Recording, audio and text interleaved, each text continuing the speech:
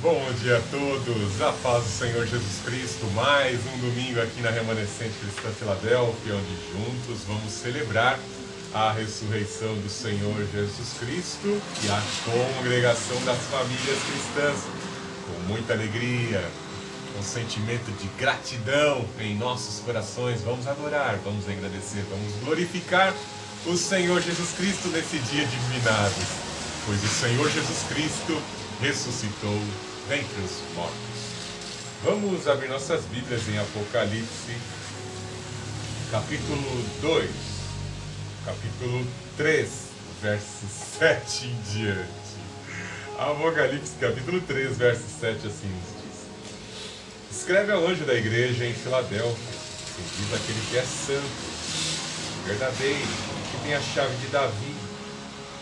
O que abre ninguém pode fechar, e o que fecha e ninguém pode abrir. Conheço tuas obras, tenho posto diante de ti uma porta aberta que ninguém pode fechar. Tens pouca força, mas guardaste a minha palavra e não negaste o meu nome. Farei-te a sinagoga de Satanás, aos que se dizem judeus e não são, mas mentem. Sim, farei que venham adorar prostrados aos teus pés e saibam que eu te amo. Porque desse atenção à minha exortação, à perseverança, eu também te guardarei da hora da provação que virá sobre o mundo inteiro, para pôr a prova os que habitam sobre a terra. Venho sem demora, conserva o que tens, para que ninguém tome tua coroa. Farei do vencedor uma coluna no templo do meu Deus, de onde jamais sairá. Escreverei nele o nome do meu Deus, o nome da cidade do meu Deus, a nova Jerusalém, que desce do céu da parte do meu Deus, e também o meu novo nome. Quem tem ouvidos, ouça o que o Espírito diz às igrejas. Louvado seja o Senhor Jesus Cristo, é Ele quem tem nos sustentado por meio do seu Espírito. Nós possamos todos os dias, não somente aos domingos nos cultos, mas todos os dias buscarmos a presença deste Espírito Santo, o Espírito Divino, o Santo Consolador sobre as nossas vidas, para cada dia nos estar consolando, nos fortalecendo. Que as coisas acontecem de forma abrupta muitas vezes, de forma inesperada. Algumas vezes estamos vendo alguns acontecimentos e procedimentos, até mesmo na política ou na prática de algumas pessoas em âmbito doméstico, social, e vemos que algumas consequências vão ocorrer, algumas implicações e desdobramentos nocivos que poderão de certa forma a nos afetar. É por isso que precisamos da palavra de Deus como orientador às nossas vidas.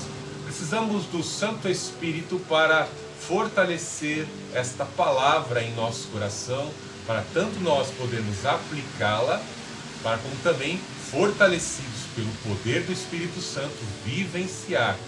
Porque o conhecimento é muito importante, mas precisamos do poder do Espírito Santo para obedecer quando chegar aquele dia mau. O apóstolo Paulo nos orienta a tomarmos todos os componentes da armadura de Deus para podermos resistir firmes no dia mau. Muitos acontecimentos ocorreram nessas últimas semanas. Vemos a operação que ocorreu no Rio de Janeiro, e aqui nós prestamos os nossos pêsames, os nossos sentimentos, nossos profundos e sinceros sentimentos, as famílias dos policiais que morreram ali bravamente naquela operação com o intuito de salvar o Rio de Janeiro, de salvar as comunidades pobres que são assoladas por organizações do mal, fomentadas por agentes do mal. Que o Espírito Santo esteja consolando essas famílias, não só dos policiais, mas também de todos os moradores que são do bem, todos os moradores que já sofreram nas mãos dessas pessoas más, desses agentes do mal. E que em nome do Senhor Jesus Cristo, pelo poder da palavra e pela ação do Santo Espírito, os eleitos que pertencem a esses grupos possam se arrepender, como já tiveram aí filmagens de muitos que estão sentindo o que vai acontecer, os desdobramentos do que vai acontecer para as próximas semanas, já estão se arrependendo e tentando se aproximar de Deus. Que o Santo Espírito possa resgatar os eleitos dessas organizações do mal. Louvado seja o Senhor Jesus Cristo. algo muito importante também é estarmos alertando a igreja do nosso Senhor Jesus Cristo acerca de algumas festividades que ocorrem, em especial neste final de mês, para aqueles que praticam esoterismo e ocultismo. É uma data específica, uma data especial para esses que até de um grupo específico comemoram o aniversário de Satã, nesse período do 31 de outubro. É uma data aqui na cabalística, entre os celtas, eles comemoram ali o aniversário do diabo, e é uma data onde ocorrem os sacri pontifícios e também oferendas e culto a espíritos demoníacos. E é terrível como o sistema mundano, se munindo ali do capitalismo, pode tornar isso uma data festiva em que milhões de dólares são assim arrecadados nas práticas dessas festas onde os mortos, espíritos demoníacos, são cultuados. Tornam isso de uma forma tão alegórica, anedótica, que as pessoas, às vezes as crianças, inocentemente saem para praticar essa festividade dos dias das bruxas, né? Nós, à luz da palavra de Deus, que é a nossa autoridade para nos conduzir e nos pautar, nós vemos que a palavra de Deus condena severamente a prática de cultos de mortos, cultos de bruxos, práticas de necromancia, práticas de adivinhação. Tudo isso é condenado na palavra de Deus. Tanto a cultura judaica quanto o cristianismo condena essas práticas. Então, nesse período de 31 de outubro, cultua-se o Samhain.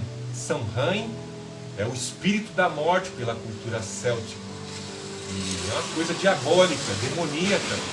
E nas práticas dos antigos celtas, ali eles confeccionavam nas cascas de abóbora e assim iluminavam em noites escuras de inverno ali essas abóboras.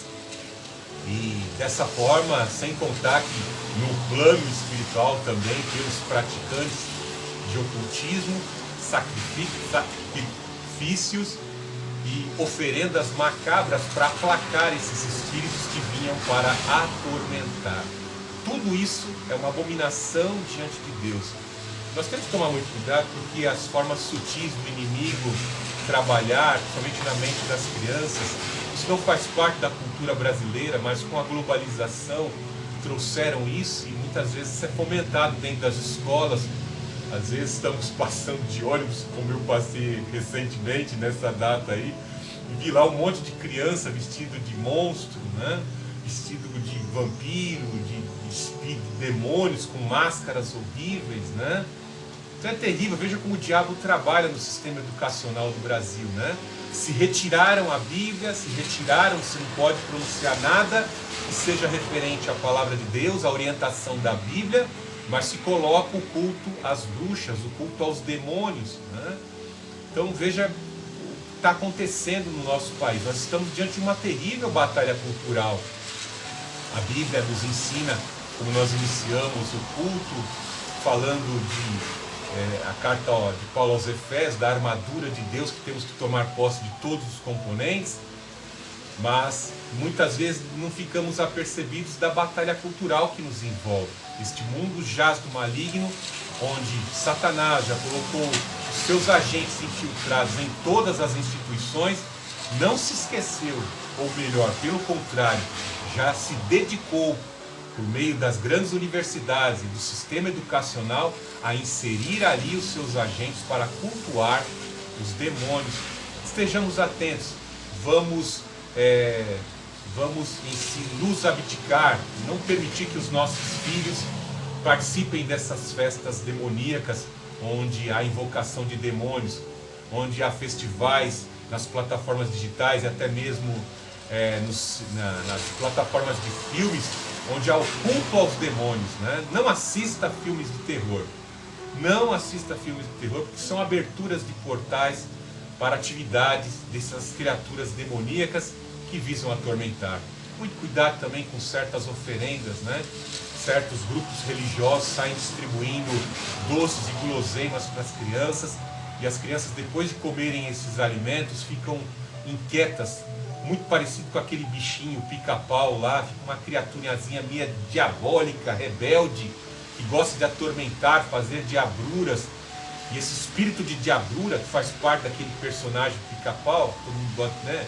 Quantas crianças já não assistiram? Às vezes as crianças ficam tão inquietas quanto este personagem. Estejamos atentos, consagremos, ore pelos seus filhos, ore pelas suas crianças, esteja trazendo os seus filhos para a escola dominical, para aprender a Bíblia, presenteie as suas crianças com a Bíblia da criança, forneça para seus filhos, principalmente para as meninas, artigos que venham a ilustrar a feminilidade das mulheres, das grandes heroínas da fé, as princesas bíblicas. Traga os ensinamentos das princesas bíblicas para as suas meninas, para que elas não sejam ensinadas nas escolas a serem praticantes de Wicca, nem fiquem mexendo com tábua Ouija ou coisas desse tipo. Que hoje em dia o sistema educacional está incitando muitas crianças a serem bruxas e feiticeiras. Estejamos atentos ao entretenimento que os nossos filhos estão recebendo neste mundo que é jaz do maligno. Em especial, neste dia também, 31, temos a comemoração também da Reforma Protestante. Sabemos da necessidade que todos nós temos de estar constantemente buscando a manutenção da nossa vida moral e espiritual, emocional, no sangue do Senhor Jesus Cristo, com a reflexão. Assim como lemos no sacrifício, no texto do sacramento da ceia do Senhor, nós somos convocados para uma introspecção da nossa vida, com o auxílio do Espírito Santo, a observarmos as nossas práticas. Quem está conduzindo os nossos sentidos, nossos olhos, nossa mente, nossa fala, nossos membros, nosso corpo como templo do Espírito está agradando a Deus? Temos que fazer uma reflexão. Por isso é uma necessidade de fazermos a manutenção por meio do clamor, da súplica, da confissão diária dos pecados. Pois sabemos que não há um justo sequer, há uma necessidade de fazermos reformas. Bem sabemos que lá no passado nós vemos Martinho Lutero, no dia 31 de outubro de 1517, a Reforma Protestante está aí completando 508 anos, ele afixou as 95 teses, convocando para um debate, convocando a igreja de sua época ali na Alemanha, para uma reflexão das atitudes, das atividades que estavam sendo feitas, como estava sendo tratada essa questão do homem, da necessidade que o homem tinha da salvação, da urgência que todos os homens, todas as pessoas têm da salvação. E essas 95 teses trouxeram essa reflexão. E aí nós vemos uma igreja corrompida, que está estabelecida até os dias de hoje, contaminada com toda a sorte de paganismo e práticas ecumênicas e sincréticas, está até os dias de hoje porque não promoveu uma reforma.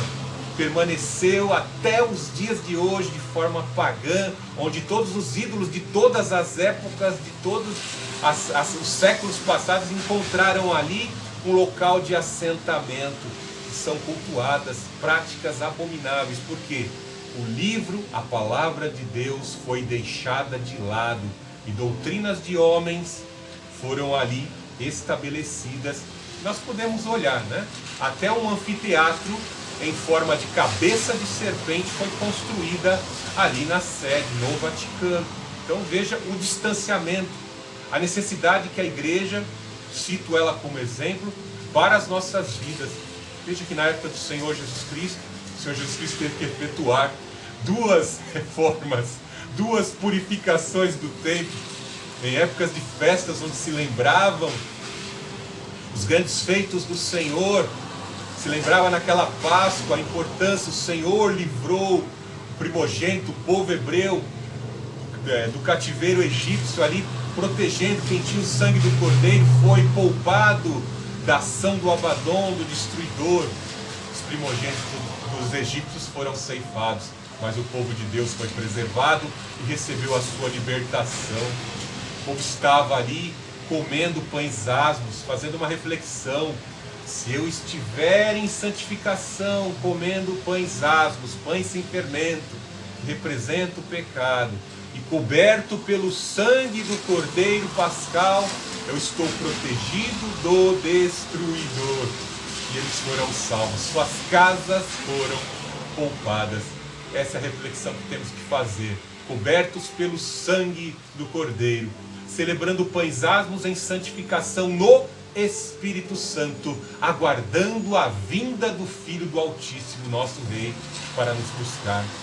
Em especial, não podemos deixar de esquecer também o mundo aí celebra finados. Temos que ter consciência de que pessoas que já morreram trouxeram soluções, construíram grandes inventos. Judeus, tanto judeus como cristãos, como pessoas do mundo secular também trouxeram, por meio do seu conhecimento, trouxeram tecnologias que trouxeram soluções, invenções na área da medicina, na área das tecnologias que ajudam até os dias de hoje. Vemos o exemplo aí, pessoa notória como Elon Musk, né? Os seus foguetes conseguem produzir ali movimento de ré, né? E a gente fica impressionado com as tecnologias que hoje surgem. Não estamos aqui para condenar a lembrança, a memória destes feitos, desses inventos, mas mortos não podem ser cultuados. Tanto é que a palavra de Deus em Deuteronômio 18, Lucas capítulo 16, nos mostra claramente isso. Espíritos de mortos não podem ser invocados para trazer solução para as demandas das pessoas que estão sofrendo. Comunicar com o espírito de mortos é uma prática abominável diante de Deus. O Senhor condena isso. Veja que o rei Saul foi condenado, está escrito lá no livro de Crônicas, porque consultou uma pitonisa, uma mulher que invocava espíritos de morte. Veja que Saul foi consultar uma pitonisa para receber orientação. Então a palavra de Deus condena. Lá no texto de Eclesiastes nos mostra claramente, né, que quando o homem morre, quebra-se o cordão de prata, que é o fio que entrelaça o corpo, a alma e o espírito. E quando se rompe o fio de prata, o corpo desfalece e as pessoas ali selam o seu destino. Isso fica mais claro quando lemos o texto da parábola do rico e Lázaro. O próprio Senhor Jesus Cristo, que é a verdade e a vida, Ele que ressuscitou dentre os mortos e Ele que conhece todas as coisas pela sua onisciência, nos mostra, nos revela o que acontece quando as pessoas desfalecem. O rico, que sempre viveu uma vida de ostentação distante de Deus, ele não foi condenado por sua riqueza, mas foi condenado porque viveu uma vida sem adoração a Deus. E ele estava num local de chamas em tormento. E o Lázaro, cujo nome significa o Senhor é meu socorro, viveu uma vida de pobreza, uma vida de miséria em suas enfermidades, mas ele cria em Deus. Ele era um adorador de Deus na pobreza, ele não tinha nada, mas ele tinha o maior tesouro de todos, que era a adoração a Deus. Quando eles falecem, os anjos vêm recolher Lázaro e levam Lázaro para o paraíso. E o rico, com certeza os demônios, vieram recolher aquela pessoa para o local de tormento. E no diálogo com o pai Abraão, vemos que o rico está lá no local mais baixo, numa chama em tormento, e agora com sede. Ele que negava as migalhas de comida a Lázaro, agora ele pede uma gota de água para se refrigerar naquela chama. Como disse o Senhor Jesus Cristo, é o local onde o verme não morre e a chama jamais se apaga. Passou para a eternidade, fica queimando constantemente. E aí vemos que Abraão fala, é impossível, pois há um grande abismo. Então, isso é muito importante a reflexão. Salomão, lá no capítulo 7:2 de Eclesiastes, ele nos diz, né, que há mais sabedoria no velório, no luto, do que no banquete. No banquete se joga conversa fora, se dá gargalhada, se conversa sobre diversos assuntos. há muita comilança, se tem fartura, né? Muita comilança, muita gastança. Vai se dançar com mulheres bonitas, vai se dançar com aquele menino bonito que você quer ficar lá, a pessoa quer ficar, né? Ocorrem tantas coisas que alegram a carne, mas no velório se faz uma reflexão da vida, né? A palavra de Deus nos fala de vida, nos traz palavra de vida eterna, Senhor Jesus Cristo. E essa reflexão temos que fazer, né? No luto a gente entende que todos nós passaremos pela ceifadora implacável, que é a morte, onde nós passaremos a eternidade. Neste dia de finados, nós temos que fazer essa reflexão. Não estamos aqui para condenar as pessoas. Não há nada de mal, não há nada de errado ir até o túmulo da pessoa, de um ente querido que faleceu, e você ir lá cuidar, tratar lá, fazer a devida limpeza, né? Porque o mato vai crescendo, vai cobrindo a lápide. As pessoas vão lá, fazem a limpeza, a higienização, fazem o zelo, o cuidado. Não é pecado isso, mas o pecado é tentar se comunicar por formas, né, de necromancia ou qualquer prática espiritualista, se conversar com pessoas que já morreram. Isso é pecado e abominação a Deus. Não sou eu que estou falando, é a palavra de Deus. A minha mente é limitada, eu não sei o que acontece após a morte. Eu sei o que a palavra de Deus me orienta do que acontece após a morte e que me proíbe consultar ou invocar espíritos de mortos. Então não é nada de errado. A gente vê que a palavra de Deus nos orienta, né? A palavra de Deus nos orienta. Quando José faleceu, nós vemos que ele desejou antes de morrer: olha, quando eu falecer, toma os meus ossos e enterra na terra da promessa. Ele tinha Gênesis 15 na cabeça, José. Ele queria ser enterrado, tanto é que ele foi enterrado lá. O livro de Josué nos diz que ele foi enterrado, os ossos dele foram colocados na terra da sua descendência ali, em Siquém. Vemos que a primeira propriedade que Abraão comprou foi o cemitério de Macpela, né? Uma propriedade ali onde Sara foi enterrado, Isaac também, Jacó foram enterrados ali naquele cemitério, né?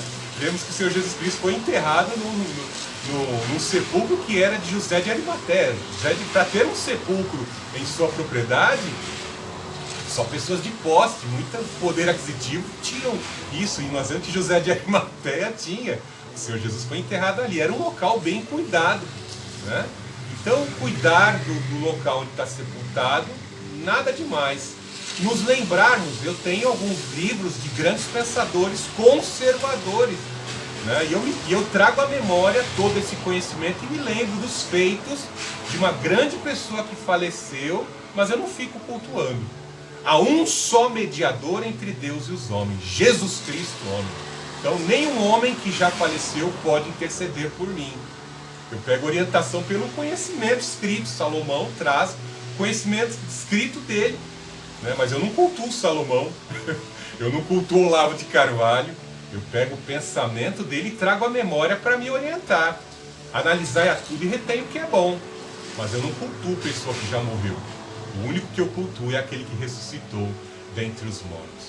Que nesse dia de domingo, onde celebramos a ressurreição do Senhor Jesus Cristo, você faça uma reflexão nos últimos acontecimentos. O que aconteceu naquela atividade no Rio de Janeiro.